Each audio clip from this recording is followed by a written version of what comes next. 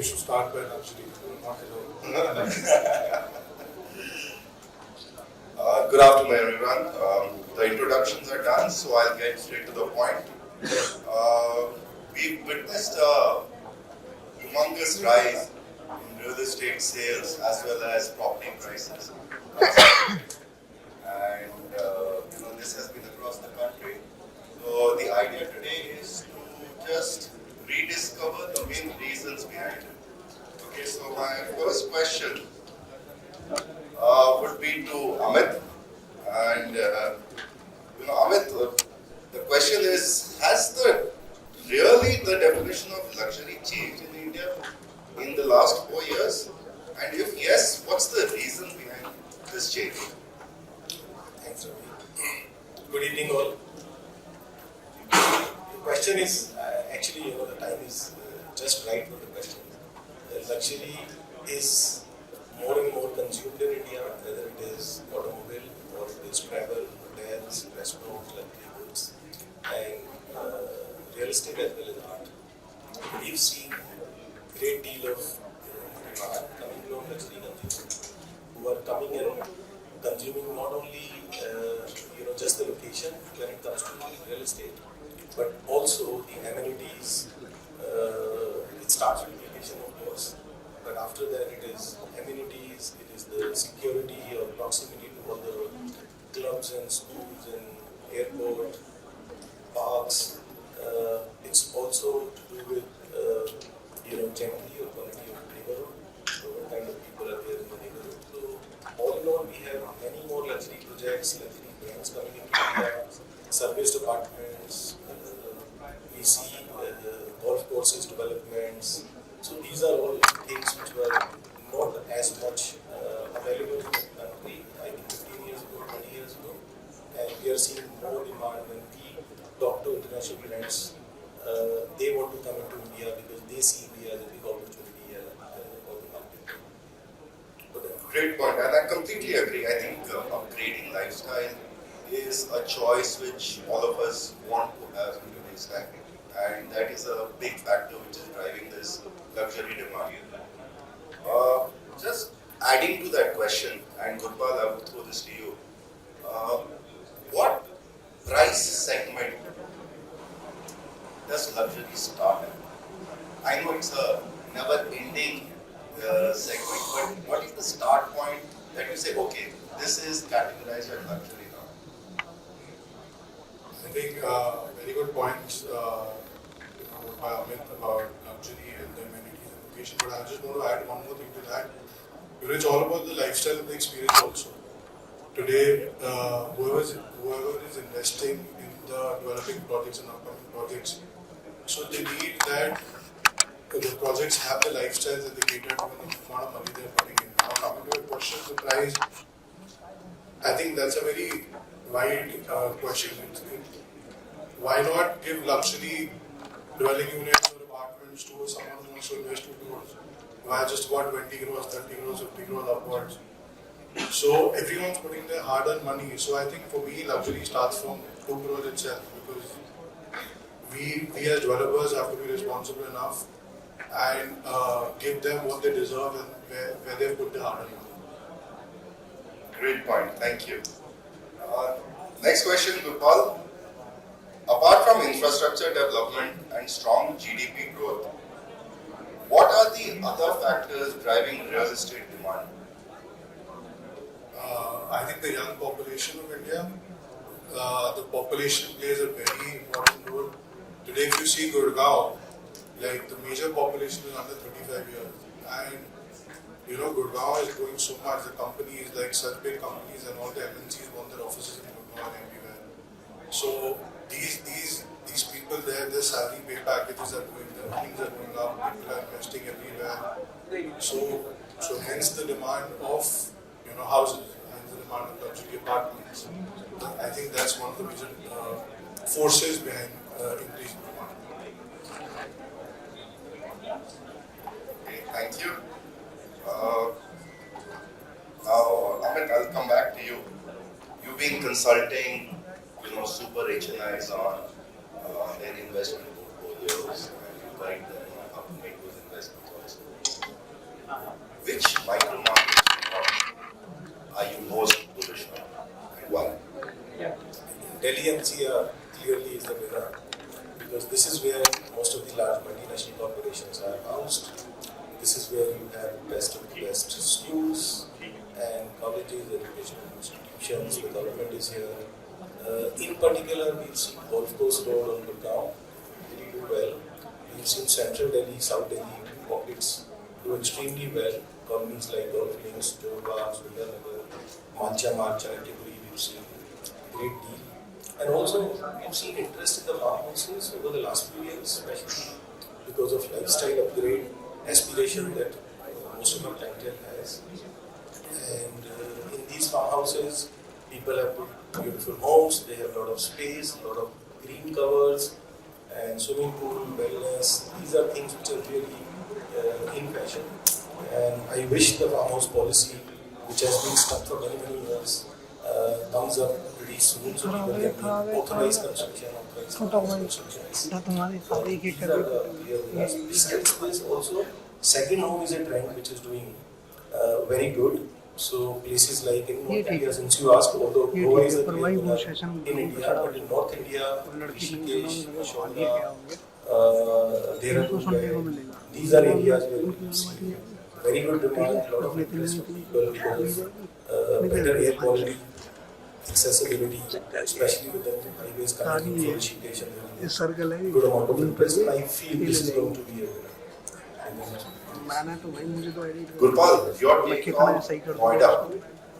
We have seen a lot of traction, especially the new launches that's coming in that area. It's been lapped up within a week of the launch. And we are seeing pricing in Noida very, very comparable to Gurgaon. Okay, so what's your take on that micro market? I think when we talk about Noida, I think the first thing comes in my mind is the infrastructure, the road connectivity. I think the government there has done a fab job. We are in Gurgaon, but the infrastructure in Noida is absolutely excellent. So that is one of the best parts. And yes, the international airport, Gurgaon had the benefit of international airport, but now coming up with the new airport there. So that I think is the major driver for demand there. And overall, people are earning a lot of money, so they need new houses. So they don't mind having 15-20 minutes down, half an hour down there, workspaces. But they get the best for the money investment that they've done. I agree. I think Noida for a very long period was constrained to the size of the apartments. There was very little supply in that micro market. It was ending at about 2,000 square feet. And I think now with the 3,000, 4,000 square feet apartments, there is a clear demand for that category of luxury. Absolutely. Yeah. Also, just to add, Jaipur Airport, the new airport which is coming up, is going to add a lot of value to the whole ecosystem of Noida. Absolutely, and I think it's the business community, especially who work out of Okhla and Noida, who have shown great interest in that micro market. Precisely. Gurpal, question for you. 20,000 per square feet has become a norm in all the new launches, irrespective of the micro market. I think it's the new normal. Exactly. So, where do you see this pricing going in, say, a 2 to 3 year horizon? And do you think, what is the growth expected? And do you foresee any product augmentation in time to come? So I think as far as the real estate investments are concerned, one should always, think of long term. So if somebody invests in real estate thinking for a 3-year, 5-year, 7-year horizon, I think this is the best asset class where people are going to make money. So going ahead, from last 2 years, we've seen exponential growth in the prices. That's because they were stagnant or they were low for the last 4-5 years. So the growth is there. So I see consistent growth and better products and better, lifestyle things like foreign brands and everything which one can think of coming to, Gurgaon and Delhi and everywhere. So I think I see consistent growth in these prices. These prices are not going to stop. And yes, on product augmentation and everything, see, you can't just be blindly be dependent that now this is a new normal, so just make whatever is coming your way. I think you have to make good products because people are putting in hard-earned money. And once the good products are conceptualized and delivered and the trust is there, so nobody even asks the price. I don't think on Golf Course Road today anyone asks the price of DLF apartments. They've built the trust over so many years. So if it is a DLF product at Golf Course, done. Amit, your views on the pricing? I think we are still a long way to go when it comes to international pricing standards.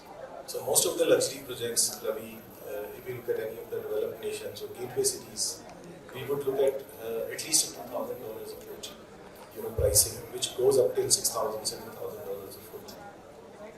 A few months ago in Dubai, Sotheby's International Realty office sold one penthouse at about $5,000 a foot.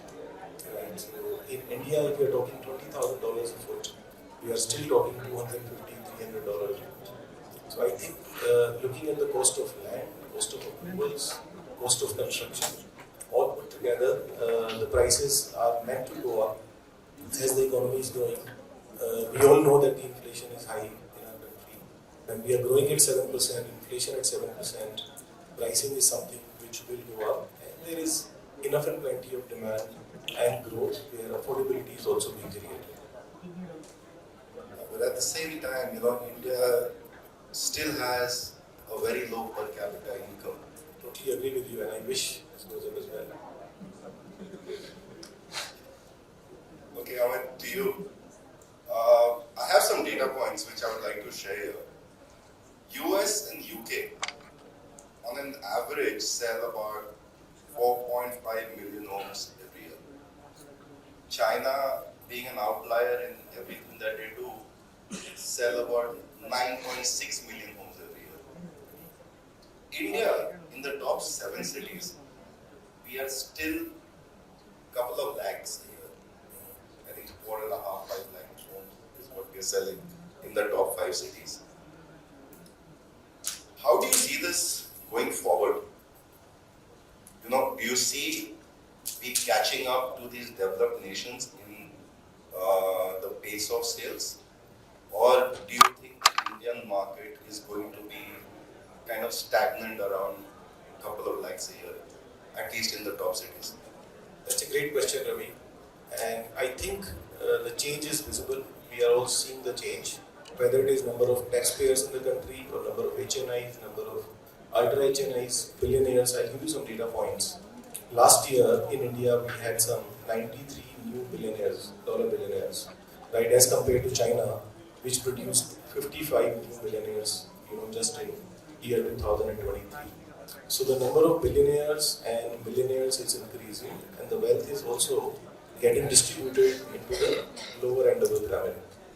But there is a long journey, as you said, 9.6 million and 4.5 million. Also, the data needs to be collected all across the country, not just top 7 cities, because this is where the population is, staggered or based. But overall, we are seeing more and more developers, organized players entering into tier 2, tier 3 cities and coming up with good projects. And there is that aspiration in India, the new India, which has aspiration to invest into good projects, secured environments, places with a lot of amenities and good neighborhoods. So I think we are seeing the growth and the changes that we need to see. Still, we are lagging behind by miles. Good thing is there is good change. Gurpal, your take on the pace of sale? I think the data that you told right now, I think that also answers all the last questions, right? That the price points are set to rise because as compared to other matured markets, the inflow of units is so less, and the young population in India. So population is playing a very good role. People want to, skill up. People want to get better education, make more money, invest more money, and then till now, single family homes or nuclear family homes was not the norm here. So which we are now seeing. Everyone, the people working in tier 2, tier 3 cities, they're shifting to the metros. So they need houses. So I'm sure we'll catch up. I can't say at what rate, but I'm sure in the next 5 to 10 years, it'll be a fast unit catching up to this unit size. Gurpal, how can the financial ecosystem in the country fuel this growth in real estate? I think banks are now giving home loans at a very good rate, but still, that Indian stereotype that debt, everyone's scared of debt. But for properties, you see UK, talk about UK and China, there's 80% finance properties, 90% finance properties. People have hardly any equity of their own, and we were right behind in the room. We were talking about just interest payments and not EMI. So that stigma of taking debt on your own house is still there. But once we modernize and we are okay with this, thing of taking debts and growing, so I think it's going to grow leaps and bounds. The last question. What is the NRI contribution to real estate sales? This is the much, everyone wants to know how much are NRIs contributing to purchases in India and what are their interest levels? And what are the driving factors which is bringing them to India when it comes to real estate investments? Absolutely, it's for you. I think that's an interesting one, and we work with a lot of NRIs. NRIs, we've seen both trends. A lot of NRI families consolidating their real estate portfolios within India because they are not able to come as often as they used to come, when they migrated from India to the Western world. And many properties which are owned by families, multiple siblings, multiple family members. So there is, that interest, people consolidate those, distribute the sale proceeds among the family members, and then they buy more modern projects, modern amenities which are easy to maintain rather than having those homes in the city. Like we see people selling in Sotheby and NRI population, and go and buy into high-rise condominium buildings where they don't have to worry about service, maintenance, they just lock it and go. At the same time, interest of NRIs buying in India is again quite a lot because of their parents staying in India or wanting to continue to stay in India. A lot of NRIs we also see wanting to retire and come back to India and settle down because of their family roots, their love for the country, and also it's much more affordable as compared to those homes. On an average, we see about 15% sales into new projects being bought by NRI. Do you think that, what little that I have studied the market, I see a lot of NRIs today, going on short-term assignments abroad, especially to the developed nation, and typically 5-7 year time horizon. So is the bulk of the demand coming from these people, or people who are already have a US or a UK passport, buying into India? It's very difficult to, differentiate that because most of the people when they come and buy, you don't know. But majority, in our experience, we've seen people who are based in the overseas countries for the last 10, 15, 20 plus years. And they have been earning in dollars and pounds, right? When they come to India and convert their dollars into rupee, of course, now dollar being at 83, 84, there is much more rupee that they can convert to rupee, and their affordability to buy a real estate project in India is easy. So we see more of those, less of short-term assignment. And Gurpal, I also see a lot of NRIs actually investing in India from an end-use perspective, especially the senior citizens.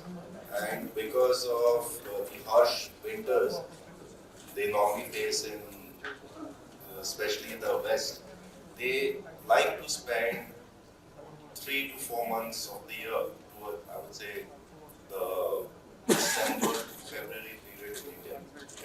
Now, what are we doing differently when we are trying to sell real estate to these clients?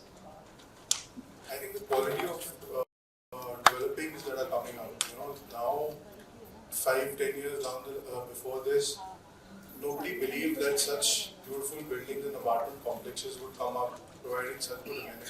So today, these senior people, senior citizens coming back to India and everything for their homes and staying here, because the kind of apartments or complexes they live in US and UK, now they're getting the same quality and I would say even better. And what best than coming back to your own country, having people who you've lived by so many years and all your they call family members, and then still enjoying the amenities and the benefits and the luxuries of foreign country. So it's not just the senior citizens, like established NRIs, they also want to buy houses here, and as Amit said that with combined with their earnings there and selling their ancestral homes, they want to invest in group housings, in apartments, luxury group housings, and now they have the confidence that developers can give them what they get back home, and everything is just at a click of a button. Yeah, it's just living in a hotel. Like everything is serviced, no tension, no plumbing, no mechanical, nothing. Everything is serviced. You get food at one call. You can entertain your guests. So and it is to grow. Great. I think we have pretty much covered the future of luxury in India. Thank you so much for your time, and I think we're done. Any questions from the audience?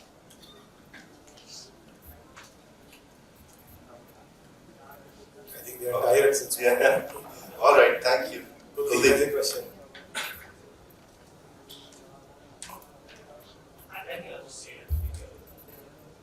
How do you see customer experience changing in luxury? Because I think luxury has gone beyond materials, nine-feet doors, quality is gone well beyond that. Certainly in other markets. And I think India is already changing. I've seen that in Bangalore, to a lesser extent with the limitations in Mumbai. How do you see the NCR market changing the definition of customer experience, in luxury? That's my question. I think the way, if I may take that before Gurpal, Yeah, please. That was pointed at you as well. I think the way today, When you start selling, higher value products. We're learning. good question, Kuldeep. Great question. I think the way today the whole ecosystem is created when it comes to the sample apartment, the experience center, clubhouse. So today, before the apartment buildings are ready, the clubhouses are ready and open. Right? That's the change in the positioning of how luxury is positioned to customers. When they come and see the site, they not only see the location, they also see the aspects, the views, and the amenities which are already created. Some of it is already open and operational. And the kind of AR/VR tools today we have, branded residences or tie-ups people are doing. So these are things which are really different as compared to the 10 years ago or times 15, 20 years ago. If I may just add to that, Kuldeep, I think the most important thing, apart from what Amit just said, amenities and the way you market and position is important. But the super luxury segment, one thing that they look forward for is the community they're getting into. And if that is positioned correctly and they think that they will have like-minded people from a community they would like to mingle with, that's a big driving force for them to make that decision.